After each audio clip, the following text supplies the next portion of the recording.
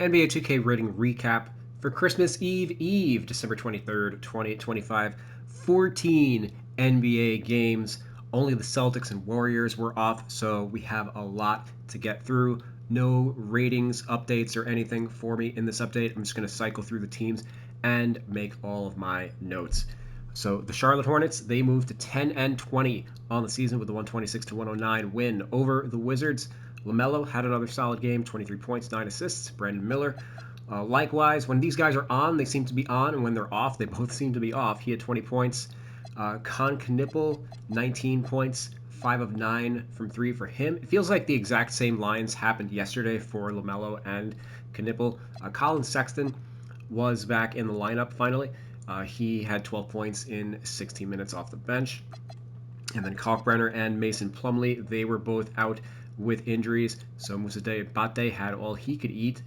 Started, had 12 points, season high 18 rebounds, season high 36 minutes, was 6 of 6 from the field as well.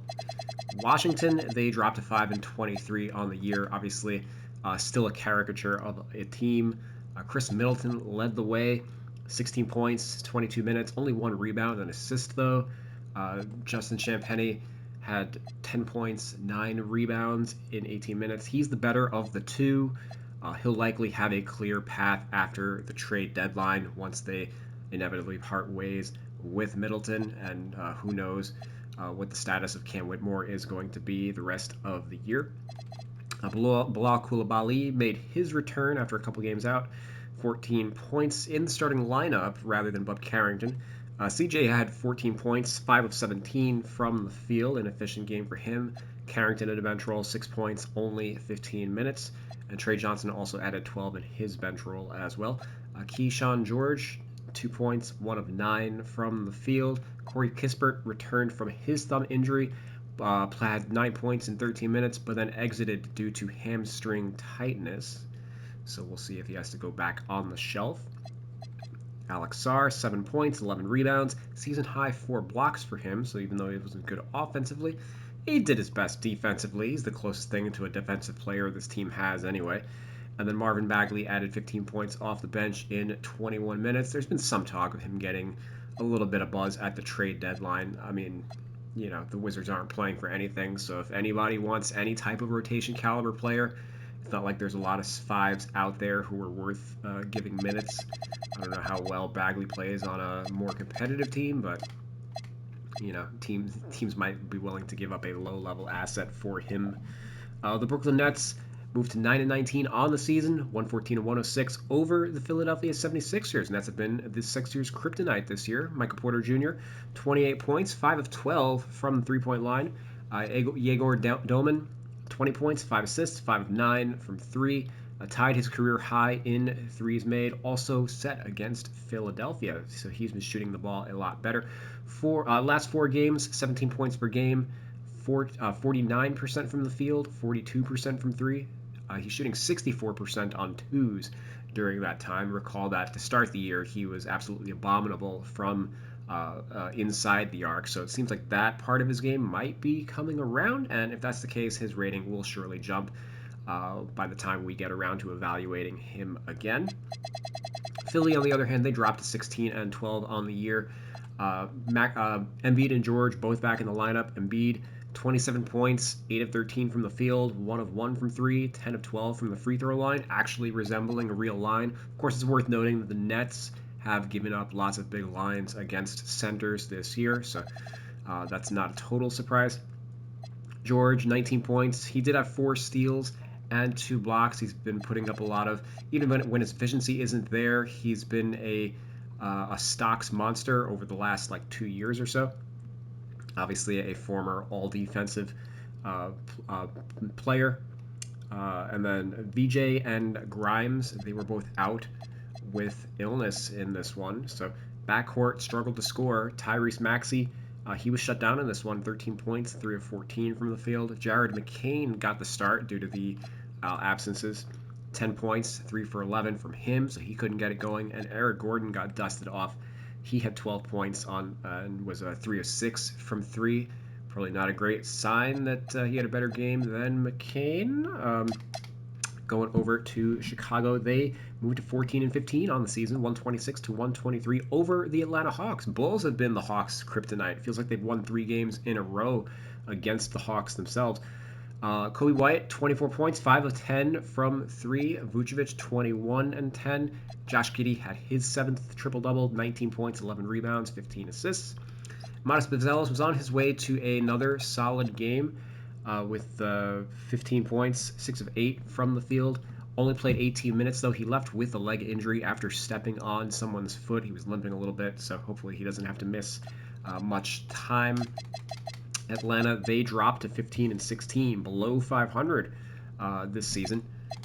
Oopsie.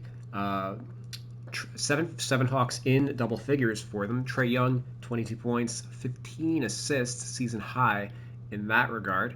Jalen Johnson, 1 rebound short of a triple-double, 24, 9, and 10. Dyson Daniels out for this one with hip inflammation, so Nickeil Alexander-Walker got the start, 21 points. Mo Gay was also out with a shoulder sprain, so Asa Newell got a little bit more run, 13 points, 21 minutes, and Vit Krejci added 19 points off the bench. He's been one of the sleeper hits of the season. Going over to Cleveland, they moved to 17 and 14 on the season, ending New Orleans' 5-game winning streak. The score of that was 141 to 118.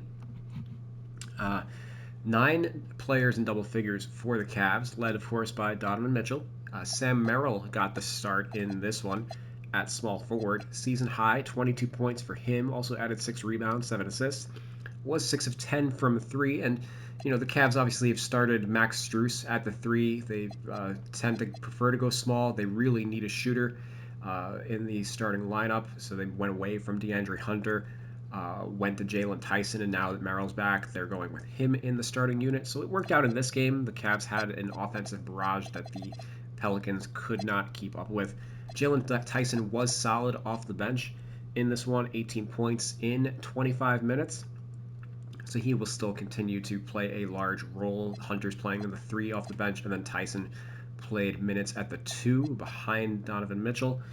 Darius Garland also was fine in this game, 10 points, 8 assists. It was his first back-to-back of the season, which is notable.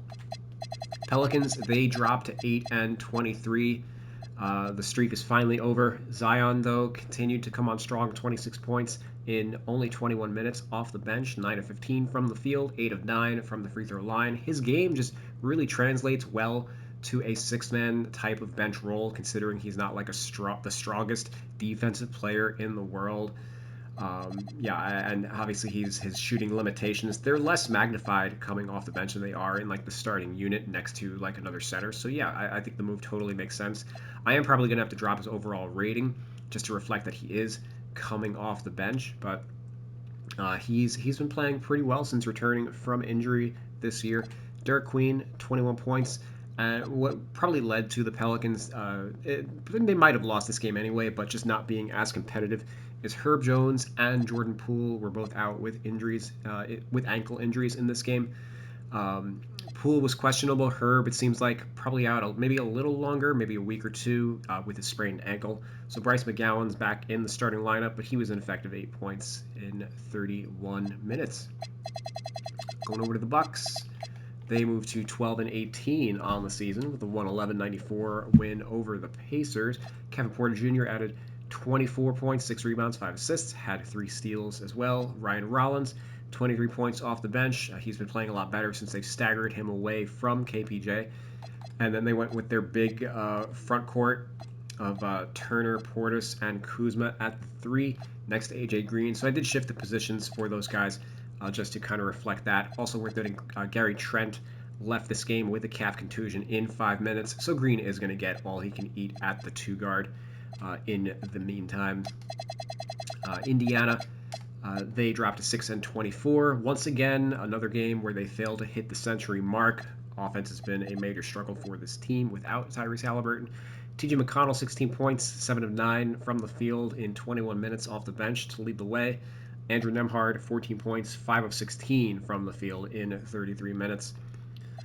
Pascal Siakam, 15 points, 2 for 8 from the free throw line, uncharacteristic for him. Yeah, obviously the team is struggling to score, so when your best player only shooting 25% from the free throw line, it's going to be very difficult to win games.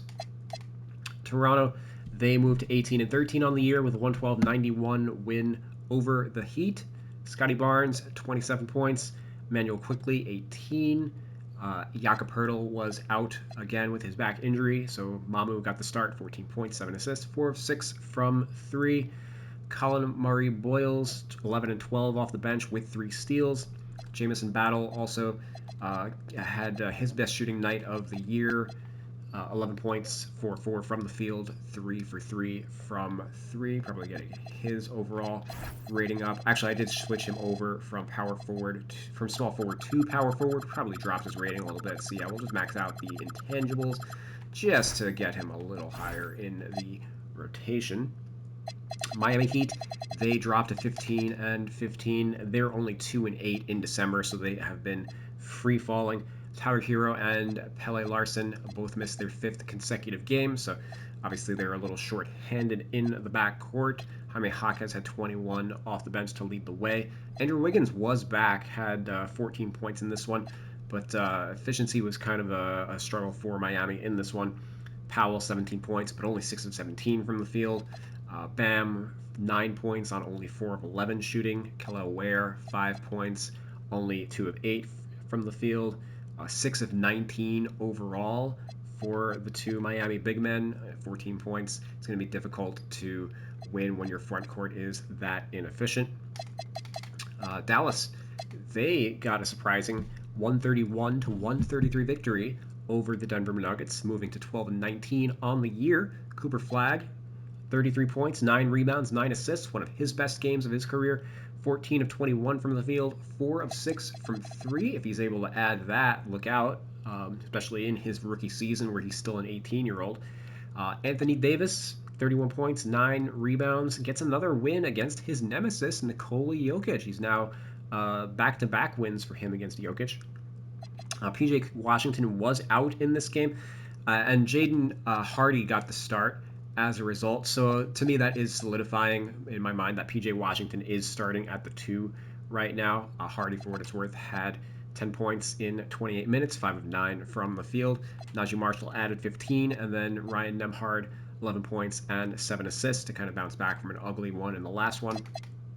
Denver, they moved to 21 and 8, dropping this one. Jokic, 29, 7 and 14.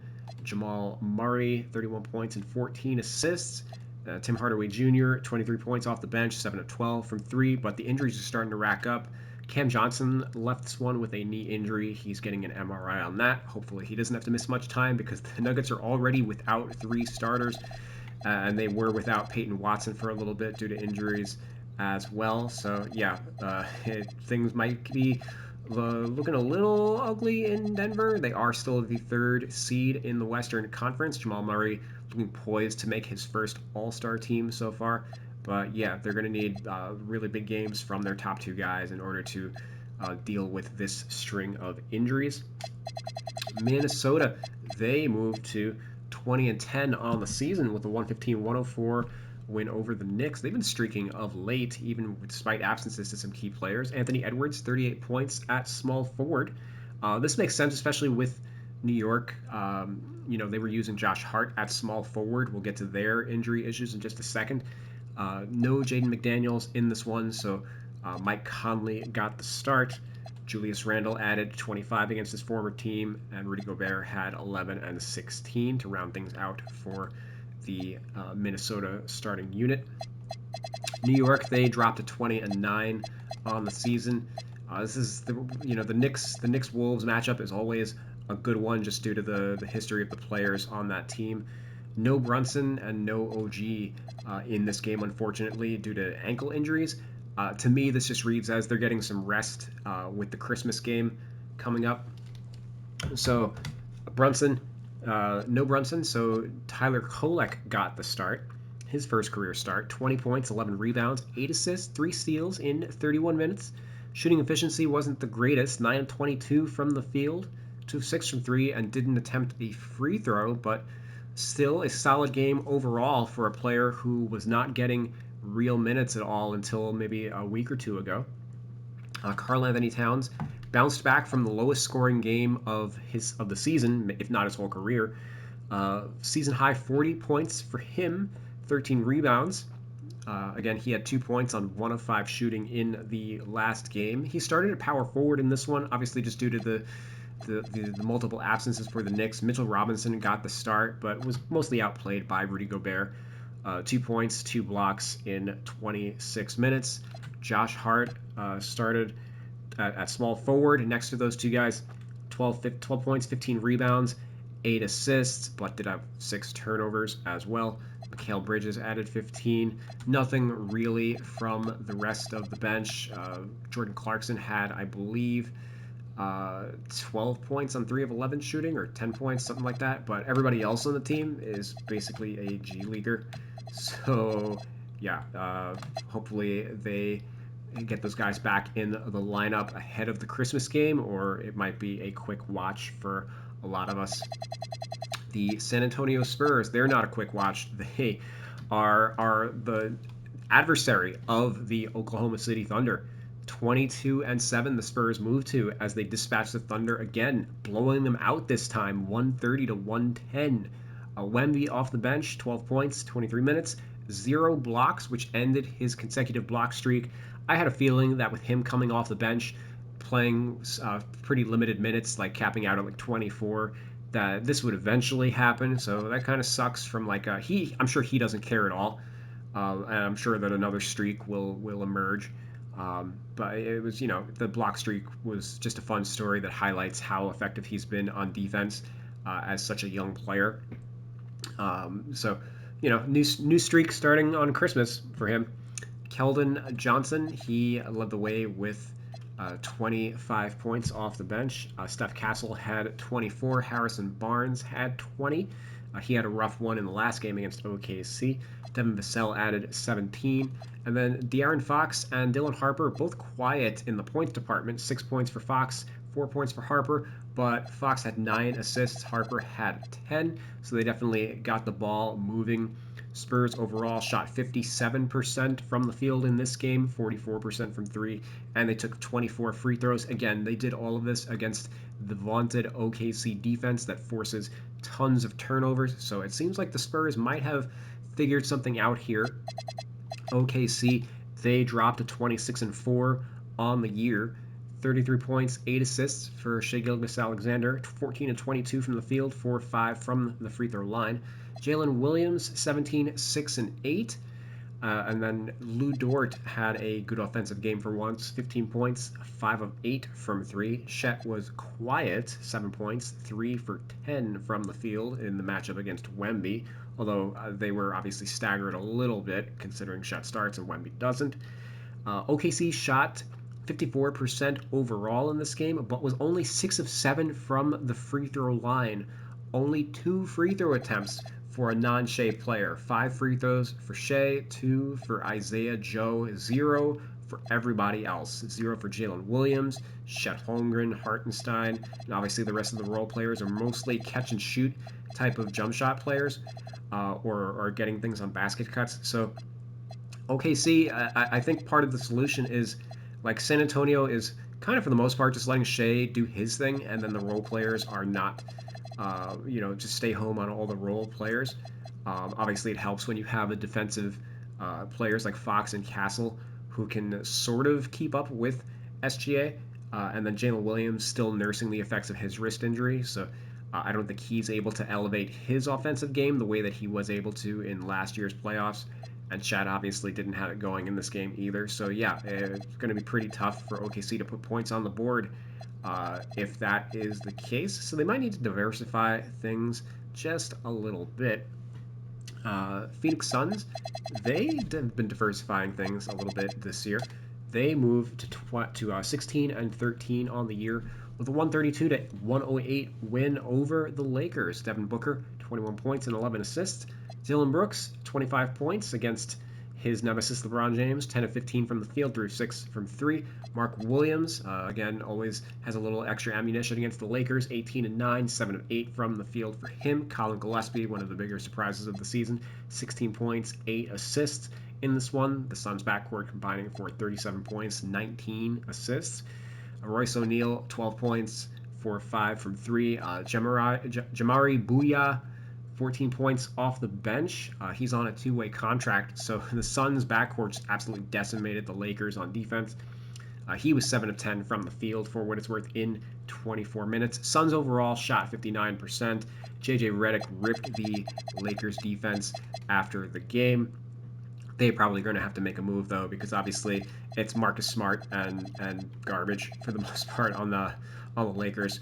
And obviously, when they have offensive players out, it's going to be difficult for them to keep pace. So yeah, no Luka Doncic in this game, dealing with the calf contusion. Austin Reeves made his return from an injury, but came off the bench in this one, as is the trend now, of course. 17 points for him. Nick Smith got the start since Reeves was coming off the bench. He had 12 points in 28 minutes, but he also had 5 fouls, 1 assist. Obviously not the greatest defender in the world. I'm curious if he was maybe the who Redick was referring to when he didn't outright name the player. Somebody wasn't familiar with like what a flood action was. And so it could have been Smith, it could have been Dalton Connect, a number of players. Very disappointing for the Lakers. They probably need to. The last year they traded for Dorian Finney-Smith to kind of shore up the defense. It seems like they might have to do something to that effect again. DeAndre Ayton was back in the lineup in this one. He had a solid double-double, 12 and 10, although Mark Williams got the better of him in this one. And LeBron, we always have to talk about his line. 23 points, 6 assists, is okay filling in for Luka. 7 of 14 from the field, 3 of 5 from 3, but only 6 of 11 from the free throw line. The 11 free throw attempts, though, is at least a step in the right direction. We'll see how those go, though, once Luka's back. Memphis, they moved to 14 and 16 on the year, 137 to 128 over the Utah Jazz. Santi Aldama with another season high 37 points, matches his previous season high. 13 of 21 from the field, 7 of 13 from 3, so I probably got to get his three-point rating up a lot. It's probably a career high in threes made for him. Also had 7 assists, one of his better passing games also. Jaren Jackson Jr. had a bounce back, 21 points, 7 rebounds, 3 blocks. Jock Landale, 17 points, 8 rebounds off the bench. There's a reason, though, for all of these fat lines, which we'll get to in just a second. Cedric Howard missed this one, out with a heel injury. So Gigi Jackson actually got the start at small forward. And he had his first start of the year, 18 points, 9 rebounds, 7 of 9 from the field. Cam Spencer also has been a real bright spot for the Grizz. 11 points, a career high, 13 assists. The Grizzlies overall shot 56% from the field in this one.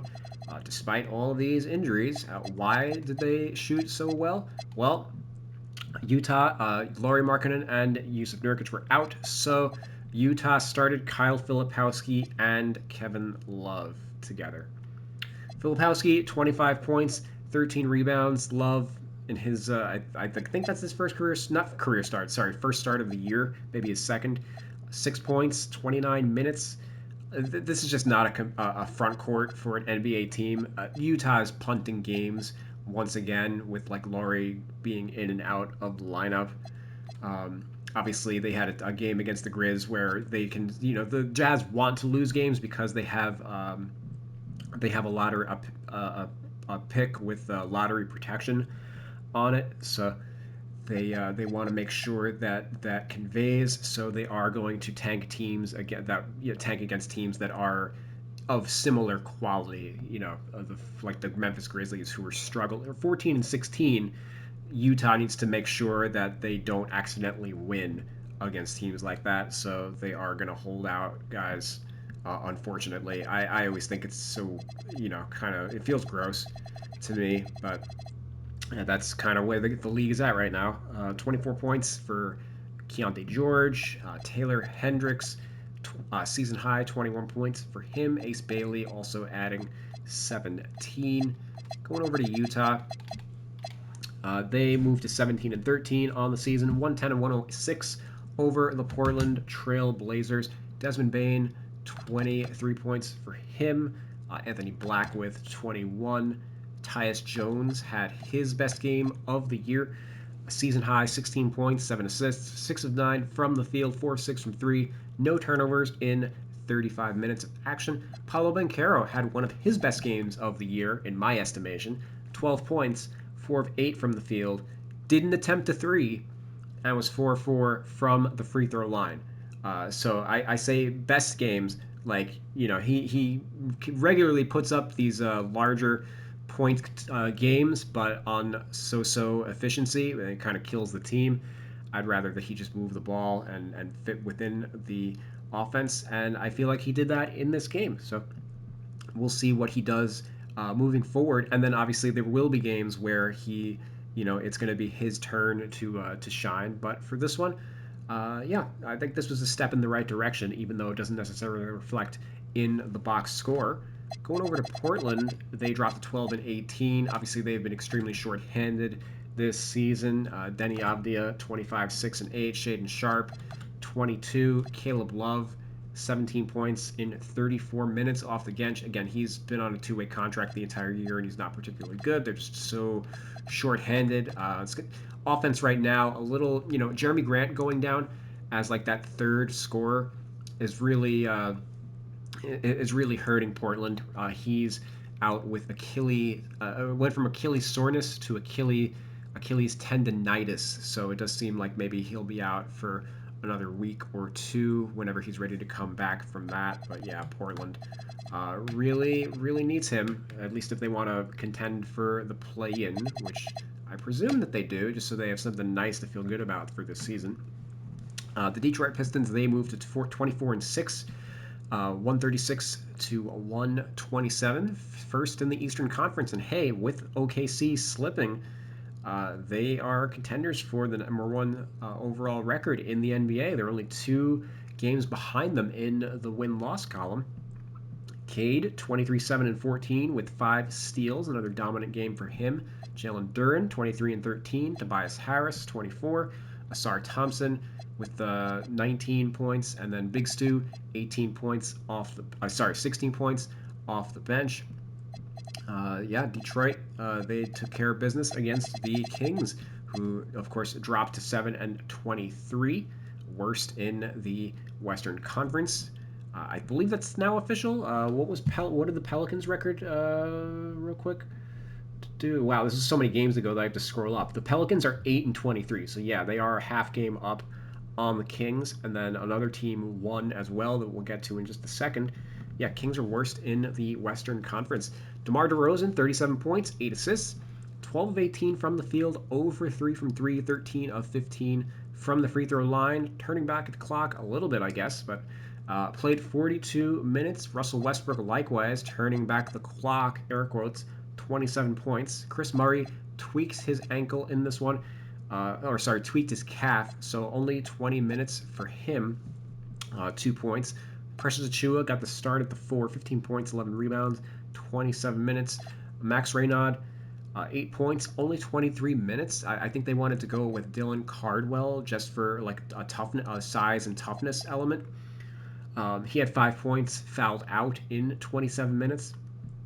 Of course, worth noting that Keon Ellis was only able to get 4 minutes in this one compared to 27 minutes for Dylan Cardwell. Also, only 14 minutes for Malik Monk, despite the fact that Zach LaVine is currently sidelined. Obviously, they opted to play DeMar DeRozan 42 minutes in this one, and he had the hot hand, but, these guys are on the trade block for Sacramento, as Doug Christie doesn't seem to really know how to get to anybody on his team, so he's just letting the veterans go out and have some fun, I guess. LA, they don't drop. They moved to 8 and 21 on the season to make sure that they have a better record than the Kings as well. 128 to 108 over the Rockets, so impressive win for them. They are, of course, trying to actually win games this year as they don't have their own draft pick. Kawhi Leonard, season high 41 points for him, 16 of 23 from the field, 4 of 5 from 3, 5 of 5 from the free throw line. He's shooting something like 98 to 99% from the free throw line. It's absurd. He's a robot, ladies and gentlemen. James Harden, 29 points, 6 assists, 7 of 14 from the field, 3 of 8 from 3, 12 of 13 from the free throw line against his former team. So, yeah, for a night, these guys definitely turned the clock back. Ivica Zubac is out for the next couple weeks with a grade 2 ankle sprain, so Brook Lopez got the start in this one. 5 points, 2 blocks, 27 minutes. He didn't turn back the clock, but he didn't hurt them either. And if anything, the Rockets are probably a decent matchup as they rock with Şengün's not the most athletic center in the world, and neither is Steven Adams as well. John Collins, likewise turning back the clock, even though he's not even that old, just to better times when he was actually a decent NBA player. 13 points, 3 of 3 from 3 for him. Kobe Sanders, also 3 for 3 from 3 in this game. I guess the for when the Clippers have literally everything on the team breaking right for them for a change, it's going to be hard for them to lose. We'll see if they can continue to shoot 10 of 10 from 3 and against one of the better defensive teams in the NBA moving forward. But the Rockets, another bad loss for them. They had been struggling a little bit of late, which I kind of anticipated because they had a very light schedule in terms of games played earlier, and now they're starting to play a lot more frequently. They have an older team, especially Kevin Durant. So, Kevin Durant might have 40 one day, but then he might have 20 the next day or 18 the next one. It's obviously just difficult to it's harder to bounce back on a regular basis. The older you get. So Durant led the way with 22 in this one, while Kawhi was going nuts with 41, double his point total. Şengün, 19, 11, and 7. Amen, 19, 9, and 5. Jabari Smith had 16. Rest of the team, pretty quiet in this one, unfortunately. So yeah, we knocked out all of the Christmas Eve games. I gotta run to work in about 20 minutes. I just wanted to knock this video out before that. I'll see if I can get some content done on the Christmas Day games preemptively once I get home from work. I do still have to go through I'm still working my way through the official 2K roster update. Obviously, it's just a very busy week. Christmas landing during the middle of the week kind of throws a wrench into everything. But yeah, hope you guys have a safe holiday. Enjoy the games if you're going to watch them. Thanks again for sticking with my content. It's because of guys like you. The comments, everything, all the feedback that you've been getting. It's one of the reasons why I've stuck with this. We haven't missed a day yet this year. I've broken down literally every single NBA game this year. This was, an ambitious idea that I had, and it's because of guys like people like you that, I've really continued to stuck through it. So thanks again for watching, being a part of the community that we're trying to build, and I will see you guys tomorrow. Merry Christmas.